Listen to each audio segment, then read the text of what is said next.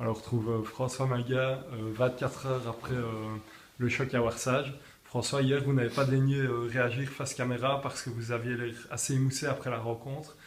Vous avez reçu beaucoup de coups, est-ce que vous pouvez nous en parler? Ben, on avait... Pardon, excusez-moi. C'est l'intervieweur m'a fait des grimaces derrière l'objectif. En fait, on a vécu un match assez engagé avec l'équipe de Warsage.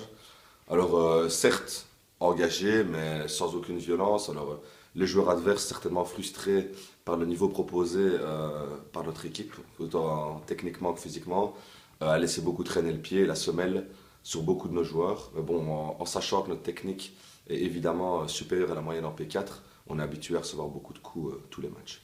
Voilà, vous êtes le capitaine et leader incontestable et jusqu'à hier incontesté de l'équipe. Vous avez appris aujourd'hui que vous aviez été critiqué depuis le banc. Est-ce que vous allez mener une enquête? Est-ce que vous allez retrouver les coupables? Et surtout, est-ce que des têtes vont tomber? Alors, des têtes vont tomber, ça c'est certain. Alors, ma source est justement un représentant de votre société qui était présent hier au match et qui m'a dit qu'il avait entendu certaines personnes.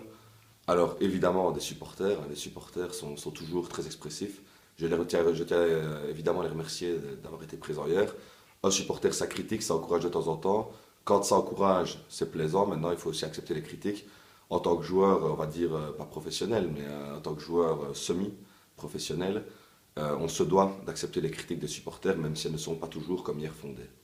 Je ne savais pas qu'Anaël Boulanger travaillait pour la société FPFE. Ah, oui, Annel Boulanger, je pense beaucoup de rapports avec le gérant et représentant officiel Fabrice Piron de votre société. Personne entière. Personne entière, évidemment, et très respectable, même s'il fricote, je pense, avec Madame Boulanger. Quel est l'objectif maintenant pour vous, votre objectif individuel et l'objectif collectif? Parce qu'on sait que voilà, on est un peu dans le creux à Charneux pour le moment, on ne s'entraîne plus vraiment.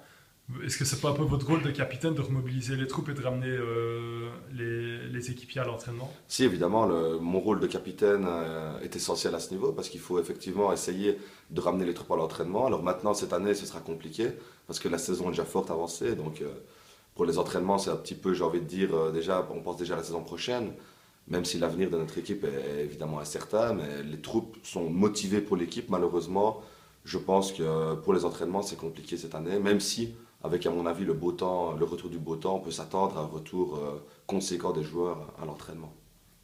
Merci François Maga. Sur un plan plus personnel, est-ce que Ouais. vous avez des projets, des ambitions pour l'avenir? J'ai des projets, des ambitions, beaucoup sur le plan familial comme professionnel. De quel type? Ici, je suis, enfin, c'est encore secret, j'ai envie de dire, secret professionnel, mais j'ai envie de dire que j'ai des projets immobiliers avec ma compagne. Tout grand footballeur qui se respecte investit dans l'immobilier. Évidemment, ouais. Le- L'immobilier pour l'instant comment dire, En hausse. en hausse. Ouais. Les taux sont en baisse. Les taux sont en baisse, l'immobilier est en hausse, donc quand on a de l'argent de côté comme moi, quand les, quand les, excusez-moi, c'est C'est l'émotion, l'émotion. c'est l'émotion. Pourquoi tant d'émotions, François? Ouais, parce qu'en fait, je viens d'avoir un rendez-vous, je sors de rendez-vous avec mon banquier, et je peux, je pense, annoncer officiellement que mon prêt, en fait, est accepté par la banque, et mon très honorable banquier, voilà, m'a accepté, mais évidemment, en sachant mes revenus du football, était quasiment obligé d'accepter le prêt que je lui demandais. Il est évident que c'est difficile de refuser un crédit à une personne qui gagne de son club de Charneux plus de 8 000 € par mois. Je ne pense pas que vous êtes. D'ailleurs, je trouve ça un peu choquant de votre part de révéler mes revenus, parce que tous les joueurs ne sont pas rétribués de la même façon, évidemment, selon Vous êtes l'importance capitaine, et c'est normal que vous l'influence. gagnez plus que les autres. Ouais, ça, c'est évidemment normal, mais le respect, l'expérience fait que je gagne un petit peu plus que certains joueurs. Maintenant, voilà, je pense qu'à notre niveau, c'est quand même une somme raisonnable en voyant certains clubs. Merci François et bonne continuation et beaucoup de beaux projets dans votre vie. Merci beaucoup.